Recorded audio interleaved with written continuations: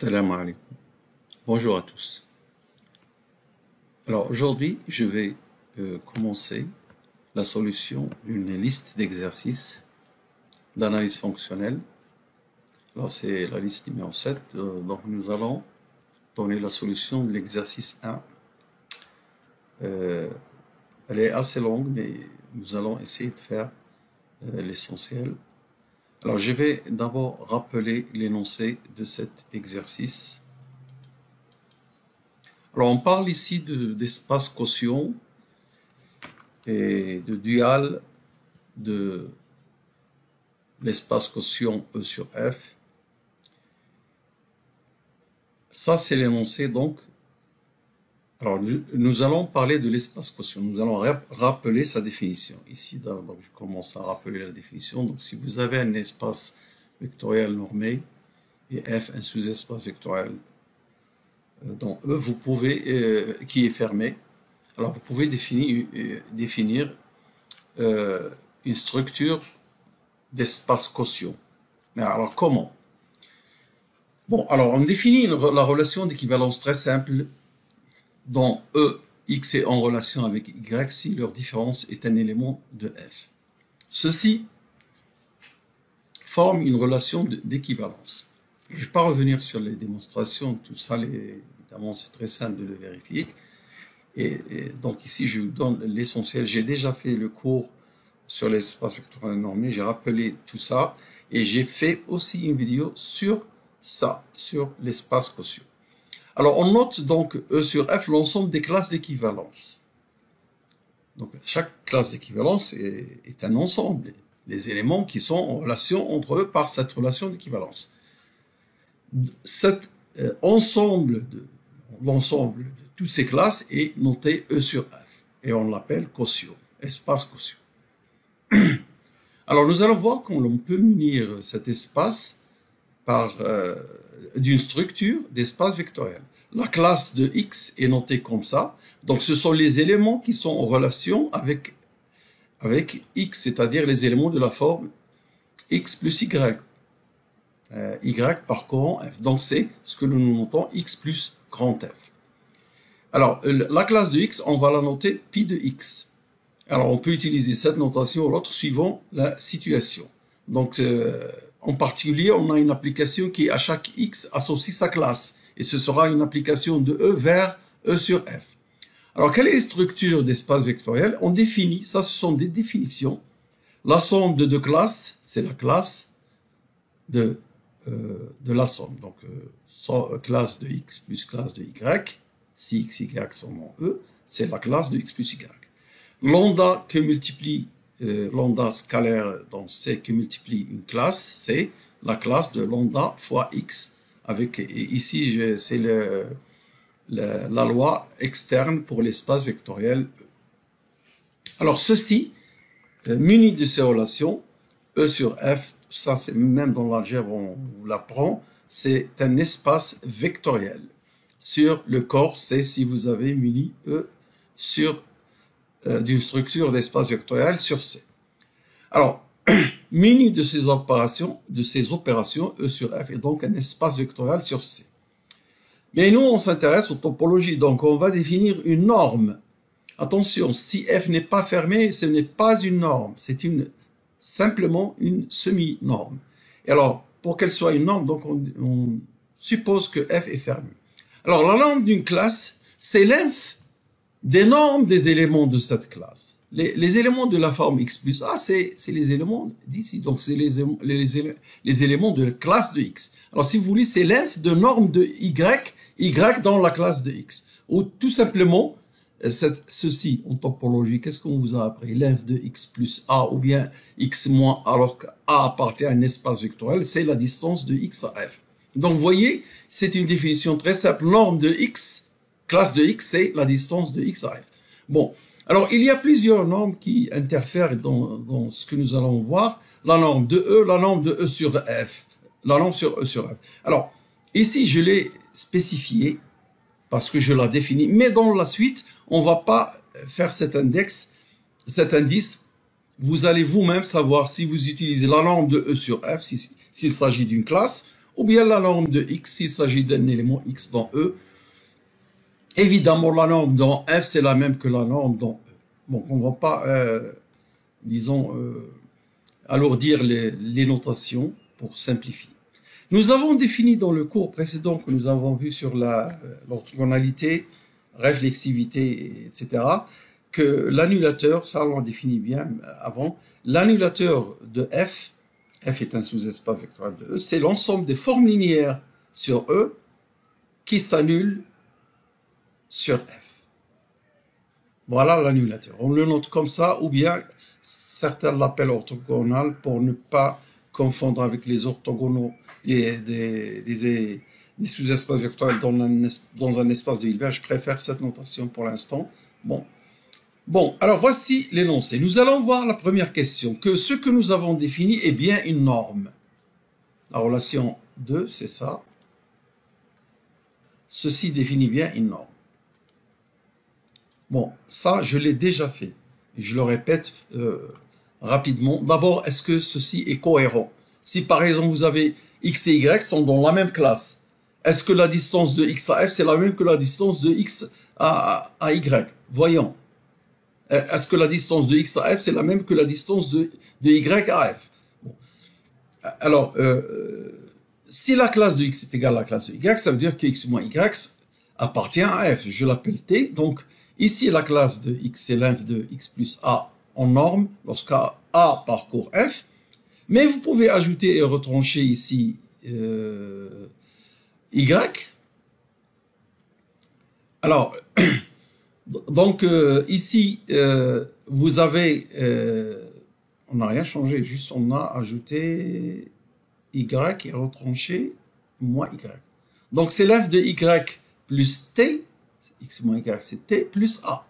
Lorsque a parcourt f, t plus a fait la même chose. Il parcourt f, donc je peux l'appeler s tout simplement. Et donc je vois que c'est d'après la définition, c'est la norme de classe de y. Et donc si x et y forment la même classe, alors la norme est la même. Donc ceci montre que cette définition elle est cohérente et a un sens. Maintenant voyons les trois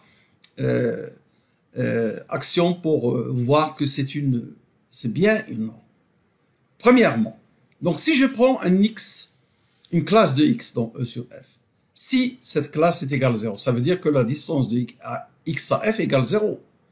Et puisque f est fermé, ça veut dire que x appartient à f.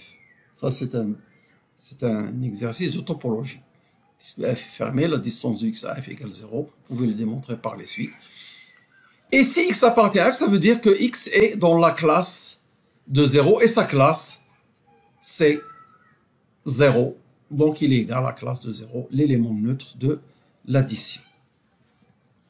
Bien. Maintenant, si je prends un lambda, je vais montrer que la norme de lambda fois classe de x est égale valeur absolue de lambda que le multiplie norme de classe de x. D'abord, si lambda est nul. Si lambda est nul, lambda fois classe de x, c'est 0 classe de x. C'est, d'après la définition des opérations, c'est classe de 0x. Or, 0 fois x, c'est 0. Un réel fois x, d'après la loi externe sur E. Et la classe de 0, c'est quoi? C'est la distance de 0 à f. 0 est dans f, alors la distance de 0 à f, c'est 0. Et 0, c'est bien 0 fois un nombre réel qui est ça. Donc c'est bien, on a cette égalité. D'accord. Alors par contre, si lambda est non nul, alors il faut bien le démontrer. Donc si je prends lambda dans C, alors je dis ici K, mais c'est K, c'est C. Bon. Norme de lambda x, alors d'après les opérations, ceci est égal classe de lambda x. C'est par définition l'inf de lambda x plus y lorsque y parcourt f. Lambda est non nul, je peux factoriser valeur absolue de lambda, et donc j'aurai norme x plus y sur lambda. Lorsque y parcourt f, ça, tout à l'heure c'était une translation, y plus a, maintenant c'est une homothétie, donc y sur lambda, lambda non nul, ça parcourt f, et donc c'est l'inf de x plus s en remplaçant y sur lambda par un s appartenant à f, et nous avons factoriser le lambda quand on le sort de l'inf parce qu'il ne dépend pas de y, et donc on a cette relation, et voilà petit p. Maintenant, la relation l'inégalité trigonométrique. Celle-ci, elle est un petit peu compliquée, mais vous allez voir que c'est pas difficile. Je peux la démontrer sans utiliser les epsilons, mais j'ai préféré de faire ça avec les epsilons, comme ça, on, on comprend qu'est-ce que c'est que la norme. La norme de x plus y, par exemple, c'est l'inf des normes de x plus y dans E lorsque, pardon, la norme de x, de classe de x, c'est l'inf des normes de y lorsque y parcourt la classe de x. Très bien. Alors maintenant, partons de ceci. Cette opération, plus d'après la définition, c'est la classe de x plus y à l'intérieur de la norme. Donc elle est inférieure. Alors, elle est inférieure à x plus y plus s plus t. Pourquoi? Parce que ça, c'est un élément de f. Voilà, je le dis ici. S dans f, t dans f, donc s plus t dans f. D'après la définition, ceci est inférieur à norme de x plus y plus quelque chose qui appartient à f, évidemment. D'après l'inégalité triangulaire pour la norme de E, ici c'est la norme de E, ici c'est la norme de E sur f. Alors c'est inférieur à norme de x plus y plus norme de y plus t. L'inégalité triangulaire, vous avez c'est x plus s plus y plus t. Donc, voilà. Bon, alors, maintenant, la norme de x, c'est l'inf de norme de x plus s lorsque s parcourt f. Donc, d'après la propriété de l'inf, si j'ajoute epsilon sur 2 à cette norme, elle sera supérieure à un certain, à la norme de x plus un certain s epsilon. Pour tout epsilon, si j'ajoute epsilon sur 2, celui n'est plus l'inf, il est plus grand, donc il est supérieur à une valeur de ce type-là. Norme de x plus un certain s epsilon appartenant à f. On l'a appelé s epsilon parce qu'il dépend de epsilon. D'accord? Même chose pour norme de y, classe de y. Il existe epsilon tel que ceci. Bon, alors maintenant, reprenons ce que nous avons vu ici. Ça, c'est inférieur à ça. Quel que soit S, quel que soit T. Ben, c'est vrai aussi pour S epsilon et S et epsilon parce qu'ils sont dans F. Et d'après ceci, donc c'est inférieur à norme de classe de x plus epsilon sur 2 plus norme de classe de y plus epsilon sur 2. Le tout, ça va faire ceci. Vous voyez ça? Pour epsilon, pour epsilon quelconque, nous avons montré ça. Lorsque epsilon tend vers 0, on obtiendra donc l'inégalité. L'inégalité que l'on souhaite. Voilà. Bon, donc nous avons montré que c'est bien une norme. Bon, alors, avant de faire la deuxième question, j'aurais besoin d'un lemme, mais voyons d'abord qu'est-ce que c'est que cette deuxième question. Alors, la deuxième question, c'est montrer que pi de E sur F est continu et sa norme égale 1. Nous avons déjà montré que pi, dans une vidéo précédente, je vais vous laisser le lien. J'ai repris des choses de cette vidéo précédente, enfin l'écriture, mais là c'est un autre discours. Mais là, qu'est-ce qui change dans cette question? C'est de montrer qu'elle est égale à 1. Nous avons démontré dans le cours et dans une vidéo précédente qu'elle est inférieure ou égale à 1. Ce qui change, c'est montrer qu'elle est égale exactement à 1, cette norme. Et remarquez, ce pi, on l'appelle la projection canonique. Et elle est surjective parce qu'à chaque E, elle associe sa classe. Donc si vous avez une classe ici, évidemment, elle est la classe de quelque chose. Donc c'est bien surjectif. Bon, alors regardons la solution de cette question numéro 2.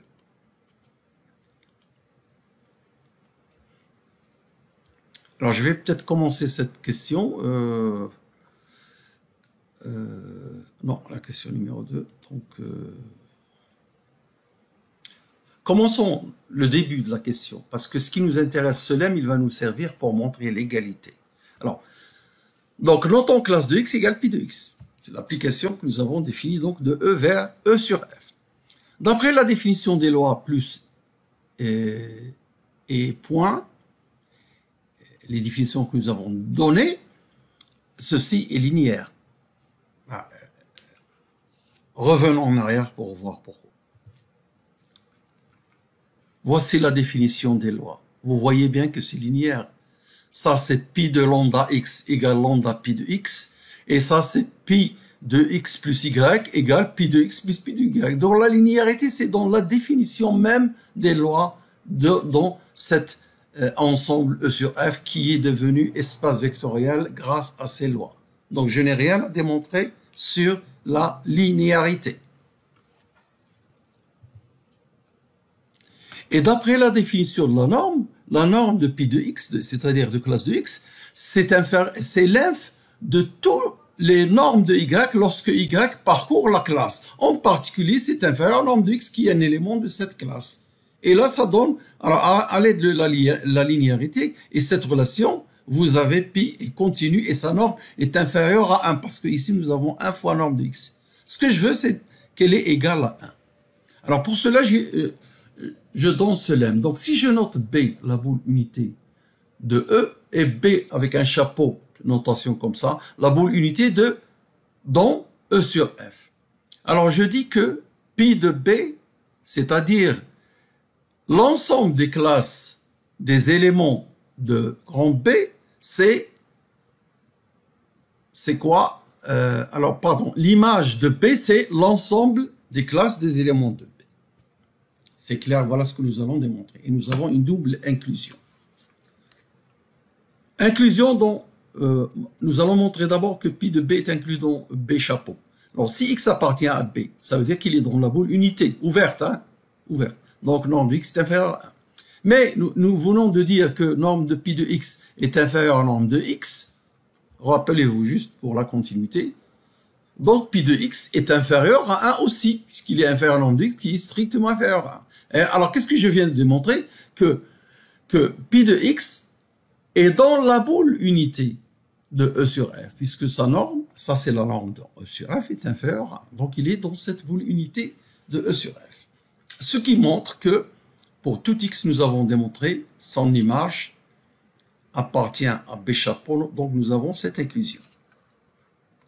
Réciproquement, si je prends maintenant un y chapeau, une classe qui appartient à la boule unité de E sur F, ça veut dire tout simplement classe de y, qui est notée pi de y, rappelez-vous, est inférieure strictement à 1. Et puisque la norme de y, c'est l'inf de y plus a lorsque a parcours F, et que cette inf est strictement inférieur à 1, alors je peux intercaler ici un certain norme de classe de y plus un certain epsilon. Donc, alors je peux trouver donc un y, un a tel que norme de y plus a soit inférieur à 1, et même strictement, évidemment supérieur à pi de y.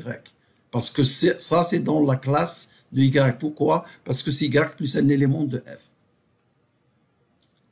Alors, qu'est-ce que j'en déduis?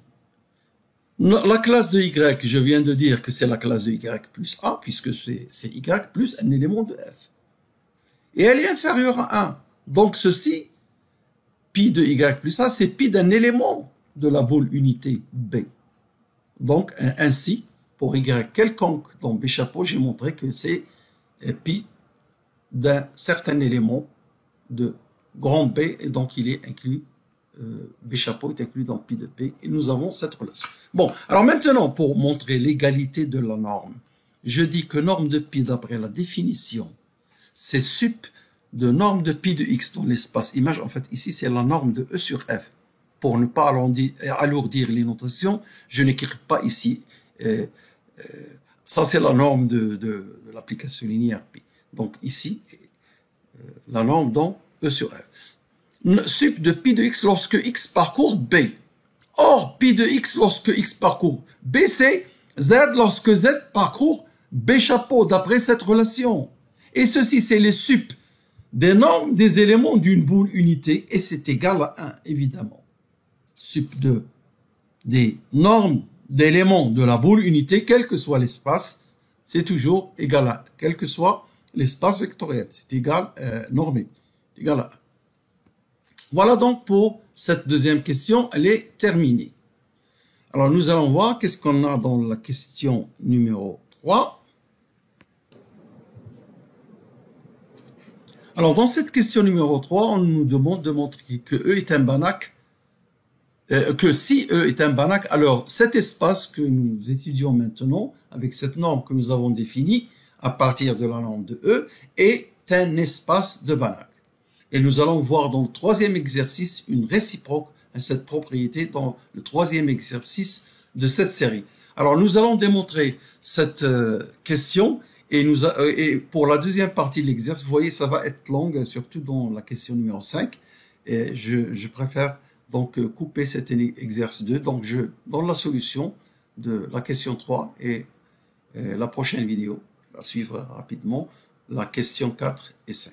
Donc, regardons maintenant la solution de la question 3. On suppose que E est un Banach et F un sous-espace vectoriel fermé de E, et nous allons montrer que E sur F est un Banach, pour évidemment la norme que nous venons de définir. Alors pour cela, j'aurai besoin d'un résultat, un théorème que j'ai énoncé dans le cours sur les espaces vectoriels normés que vous pouvez trouver sur cette chaîne. D'ailleurs, c'est un cours qui a été bien suivi. Nous avons donné ce résultat. Et nous l'avons démontré aussi. Donc, si ce théorème dit, vous savez, pour montrer qu'un ensemble est un Banach, il faut démontrer que toute suite de Cauchy converge. Mais il y a une autre façon de le voir. Alors, voilà ce théorème. Soit X est un espace vectoriel normé. Alors, X est de Banach, c'est-à-dire toute suite de Cauchy converge, si et seulement si toute série absolument convergente est convergente. Un problème de suite revient à un problème de série. Et parfois, c'est beaucoup plus intéressant d'utiliser les séries. Donc, je répète, X est un Banach si et seulement si toute suite absolument convergente et convergente. Ça vous paraît évident, parce que vous savez que dans C est vrai et dans R. Parce que ça, ce sont des Banach. Avant que vous les étudiez, ce sont des Banach. Et c'est juste. Mais ce n'est pas toujours vrai. Bon, alors nous allons voir, nous allons juste démontrer que si on a une suite qui converge absolument, alors elle converge. Donc je prends une suite, donc E sur F. Donc pour la noter, je la note, on peut la noter pi de xn, mais je préfère la noter comme ça. Donc une suite de classes qui converge, la série converge. Pas la suite, la série converge. Absolument, ça veut dire avec les normes. Hein. Bon. Alors, d'après la définition de la norme, comme je l'ai utilisé tout à l'heure pour les epsilon, cette norme, c'est l'inf de xn plus, norme de classe de xn, c'est l'inf de xn plus an lorsque n décrit, ou plus a lorsque a décrit f. Donc, si j'ajoute un petit quelque chose à cette norme, un epsilon comme ceci, et évidemment, je peux intercaler entre norme de classe de xn et ce nombre-là, une norme d'un certain xn plus a indice n avec an appartenant à f. Pourquoi je l'appelle an? Parce qu'il dépend de ce epsilon qui est 1 sur 2n. Ainsi, nous formons une suite an. Bon. Et d'après cette inégalité, nous savons que cette série converge. Nous savons que la série géométrique de raison 1,5 converge. Donc, cette série, à terme positif, inférieure à la somme de termes positifs de deux séries convergentes, est donc convergente. Or, E est Banach, l'hypothèse. Donc, sigma de xk plus ak, ou bien xn plus an, comme vous voulez, converge dans E. Voilà ce qu'on obtient. Bien. Alors, cette série qui converge, sa somme partielle, je la définis ainsi. K égale 1 jusqu'à n de xk plus ak. Qu'est-ce que ça veut dire converge? Ça veut dire qu'il existe une limite S vers laquelle converge Sn. Donc, Sn converge vers ce S. Un nombre, évidemment, un nombre dans E. Bon, maintenant, je veux montrer que cette série converge sans la valeur absolue. Donc, je note Tn, sa somme partielle, le série sigma de classe de X. Voilà sa somme partielle. Nous allons montrer que Tn converge vers la classe de S, où S, évidemment, c'est cette somme, la somme de cette... c'est cette somme. Donc, c'est la limite de Sn, donc c'est cette somme. Ce que l'on peut écrire comme ça, donc la limite de Tn, c'est la somme de cette série, est égale S chapeau, c'est-à-dire la classe de cette somme. Bon, alors nous avons deux méthodes pour le faire. Première méthode. Alors, notons pi de x égale la classe de x. Nous savons que limite de Sn égale à S. Alors, Tn, c'est quoi? C'est la somme partielle des classes de x. Ce que je peux noter comme ça, c'est beaucoup plus pratique. Or, pi est linéaire. Nous l'avons étudié, l'application pi, projection canonique. Donc, ici, nous avons une somme finie. Et puisque AK appartient à F, donc pi de xk et pi de xk plus AK, c'est la même chose. Et maintenant, puisque pi est linéaire et vous avez une somme finie, donc je peux sortir le pi et c'est le pi de cette somme-là. Or, ceci, c'est la somme partielle Sn. Maintenant, nous savons que pi est continu, nous l'avons étudié au début de cette séance. Et puisque Sn converge vers S et pi continue, donc pi de Sn qui est Tn va converger vers pi de S, c'est-à-dire la classe de S. Ça, c'est la première méthode. Alors, une autre façon de le présenter, en fait, il n'y a pas une grande différence entre ces deux méthodes, c'est juste la présentation. Alors, je vais montrer directement que Tn moins ce S chapeau, on tend vers 0. Or, Tn, c'est pi de Sn. On l'a vu ici. Tn, c'est pi de Sn. Et S chapeau, c'est pi de S. Donc ici, puisque pi est linéaire, c'est pi de Sn moins S. Et ceci, d'après la continuité de pi, c'est inférieur à 1, qui est la norme de pi, que multiplie Sn moins S. Bon, alors, puisque Sn tend vers S, ceci tend vers 0, donc ceci tend vers 0 également. Ainsi, nous avons donc terminé cette séance. Vous voyez qu'il y a une quatrième question et une cinquième question, et surtout la cinquième question. La réponse est très intéressante, donc je vous invite à regarder la solution, la vidéo prochaine qui va arriver tout de suite. Enfin, je veux dire pas tout de suite maintenant, mais très rapidement. Voilà, alors je vous dis merci de votre attention et à la prochaine fois, Inch'Allah. Au revoir.